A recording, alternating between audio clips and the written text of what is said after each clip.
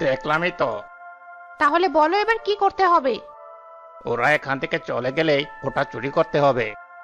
রিনা ও সবুজ রুটিটা খাটের নিচে রেখে পাশের ঘরে যেতেই সুমন ঘরে ঢুকে রুটিটা বের করে আনলো।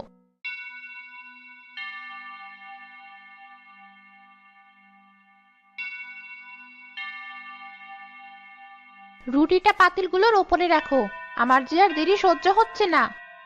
আরে দাঁড়াও দাঁড়াও গিন্নি, রাখছি তো, এত অধৈর্য হও না। সুমন রুটিটা একটা পাতিলের উপর রাখতেই রুটিটা গলে পাতিল ভর্তি পোকা হয়ে গেল। এ কি?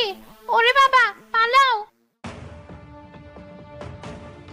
গিন্নি, পোকাগুলো আমাদের পিছু নিচ্ছে, তাড়াতাড়ি দৌড়াও।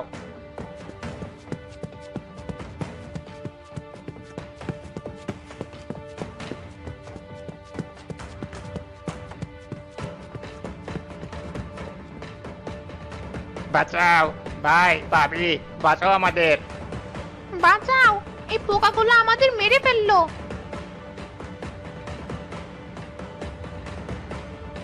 এ কি, তোমাদের গায়ে এত পোকা কেন?